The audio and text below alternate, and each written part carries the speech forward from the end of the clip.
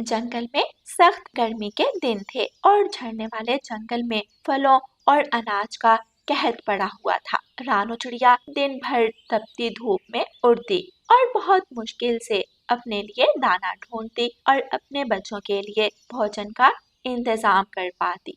कबूतर भैया, आज तो मुझे बहुत मुश्किल से दाना मिला है। पूरा जंगल छान मारा मैंने, फिर जाकर ये 2 अनाज के सिक्के मिले हैं। अब तो आहिस्ता आहिस्ता नदी में से पानी भी खत्म होता जा रहा है।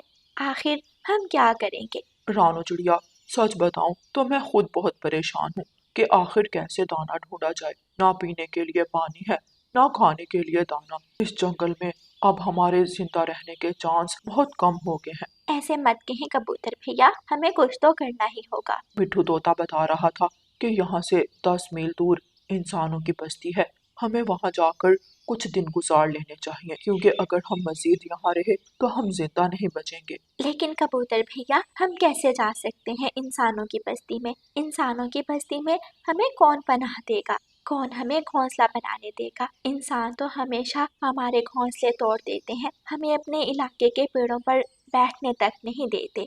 कुछ ना कुछ तो करना पड़ेगा रानू बहन। यहाँ तो अब जीना मुमकिन नहीं रहा। आज शाम को हम सब सलाह करते हैं और इस जंगल को छोड़कर कहीं और चले जाते हैं।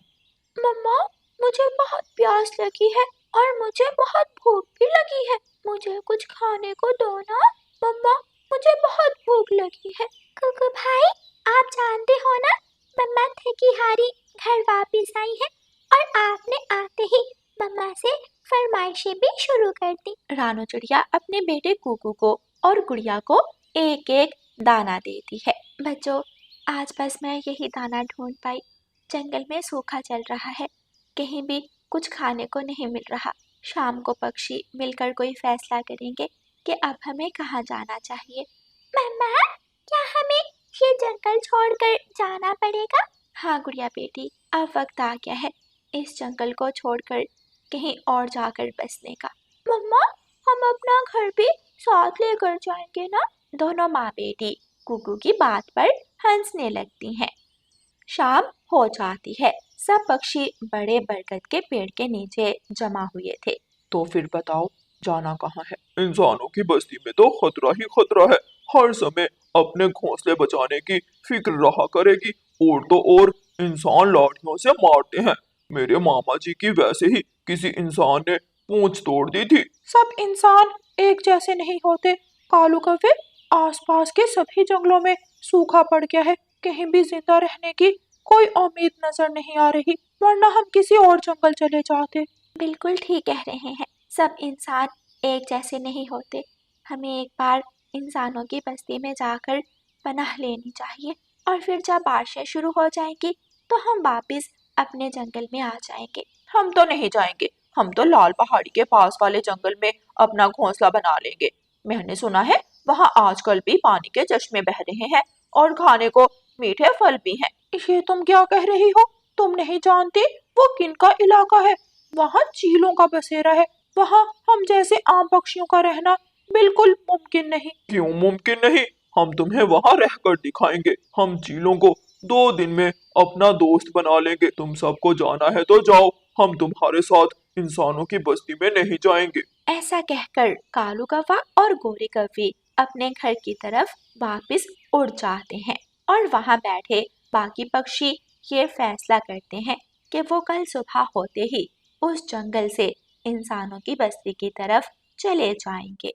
रात को सभी पक्षी उदास मन के साथ उस जंगल को छोड़ने की मुकम्मल तैयारी कर चुके। फिर अगली सुबह सब पक्षी मिलकर इंसानों की बस्ती की तरफ चले जाते हैं, लेकिन कालू कौवा और गोरी कौवी लाल पहाड़ी की तरफ उड़ जाते हैं। देर तक उड़ते उड़ते पक्षी आखिरकार इंसानों की बस्ती में पहुंच चुके थे। रानू चिड़िया अपने बच्चों को एक पेड़ के नीचे बिठा देती है और जल्दी से जाकर एक नलके से थोड़ा सा पानी लेकर आती है। रानू चिड़िया के बच्चे पानी पीकर कुछ सुख का सांस लेते हैं। इंसानों की बस्ती यही है, और ये कुछ पेड़ जो सामने आपको नजर आ रहे हैं इंसानों की पहुंच में नहीं आते। हम सबको यहीं पर अपने घोंसले बना लेने चाहिए।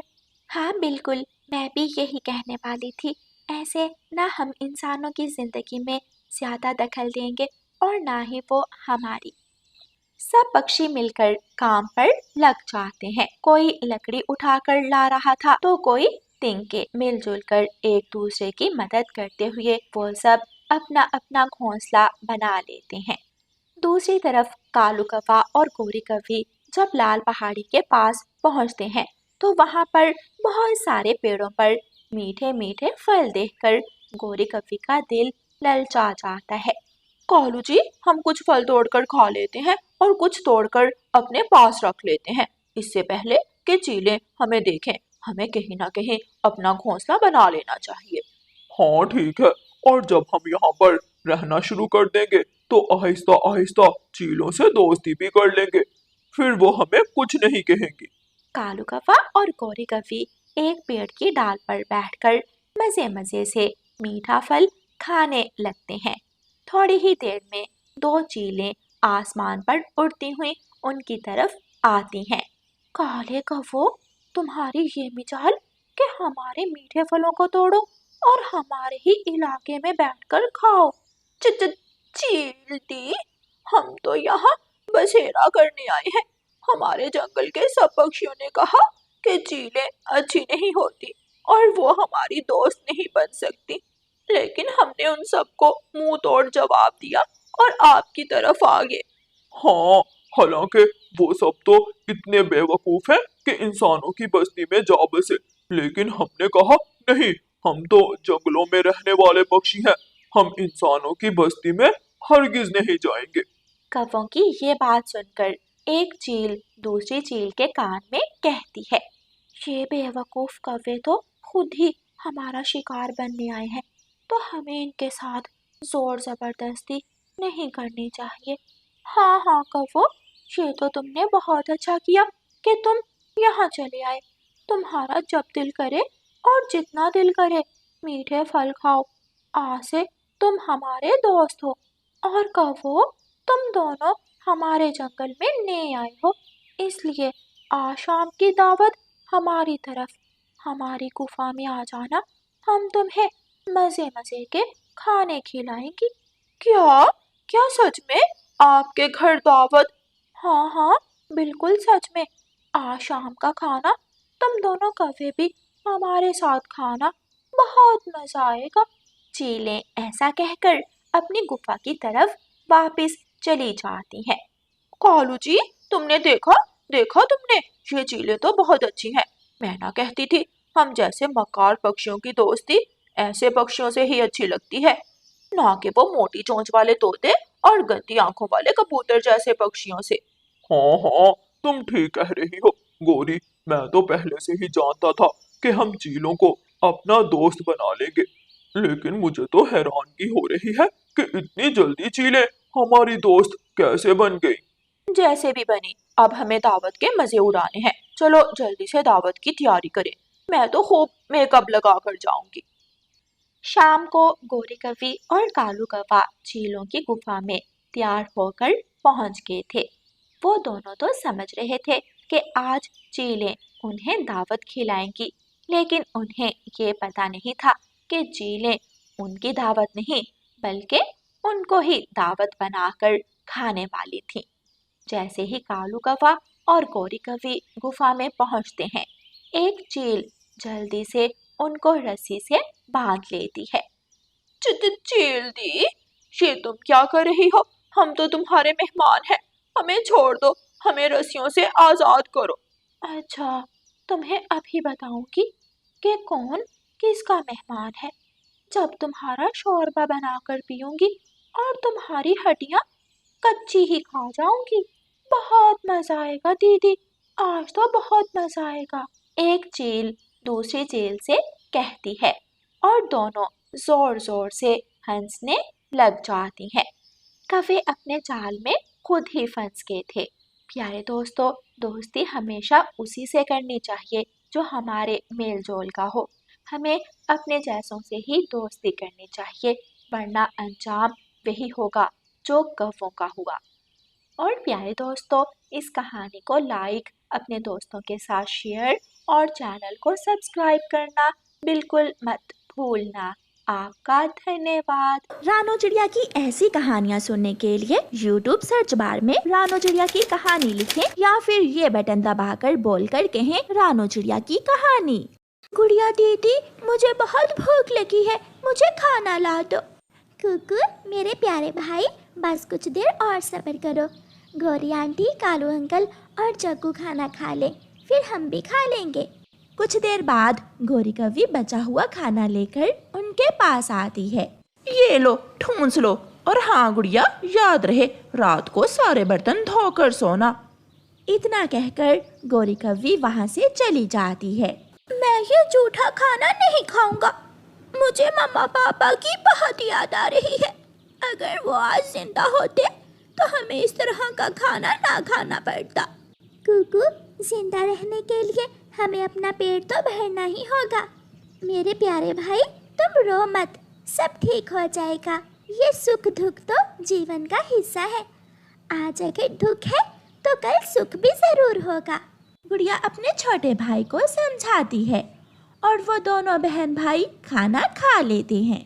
और फिर गुड़िया बर्तन धोने लगती है। बर्तन धोते हुए गुड़िया से एक गिलास टूट जाता है। गौरी वहाँ आ जाती है।